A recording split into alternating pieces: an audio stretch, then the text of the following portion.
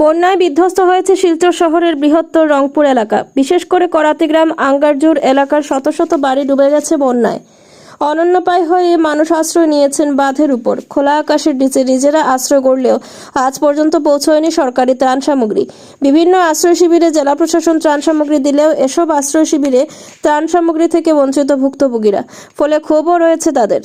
রংপুর, করাতিগ্রাম, আঙ্গারজোর ইত্যাদি এলাকার এইসব ভুক্তভোগীদের হাতে খাবার এবং পানীয় জল তুলে দিলেন বিশিষ্ট সমাজসেবী তাপস দাস। তিনি জানান, অতীতে বিভিন্ন জায়গায় মানুষের পাশে দাঁড়িয়েছেন, ভবিষ্যতেও কঠিন সময়ে মানুষের পাশে দাঁড়ানোর এই উদ্যোগ অব্যাহত থাকবে বলে তিনি জানান। এরিয়াতে করাতিগ্রামে অনেক একদম বন্যায় প্রচণ্ড রকম ভুক্তভোগী মানুষের পাশে আমি আগেও ছিলাম।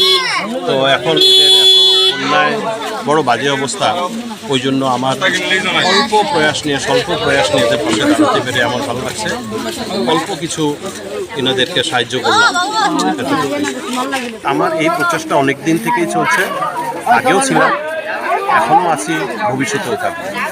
অনুমানিক কত এখানে প্রায় আমি যতটুকু এনেছি প্রায় 400 পাশাপাশি, 400 খানেক এনেছি। এখানে দেবো, ভিতরে দেবো, আমার সামনেও দেবো।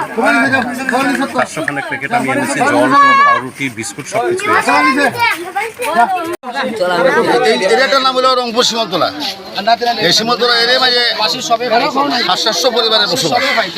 বর্তমানে জলের মাঝেও আছে কিছু পরিবার, আর কিছু মানুষ বান্ধব, 200 পরিবার বান্ধব। আমরা এটা দেখি সবসময়।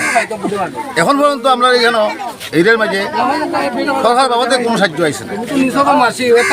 যাও আইসে পাবলিক থেকে আইসে, কিছু মানুষ চাল দিছে এবং আরো অন্য জায়গা থেকে কেন দিছে। আর আজকে আপনারা দিতে এই পর্যন্ত কোনো মানুষে সরকার থেকে কোনো সাহায্য আইসে। জন্মগ্ন বর্তমানে আমরা রংপুর সীমান্তলার মাঝে 700 পরিবার আছে, আর বান্ধের মাঝে উঠছে 200 পরিবার। আমরা হিসাব করছি 200 পরিবার বান্ধব আছে, আর জন্মগ্ন সারা ওই সরকারি কোনো সাহায্য করছে না। আপনার নাম?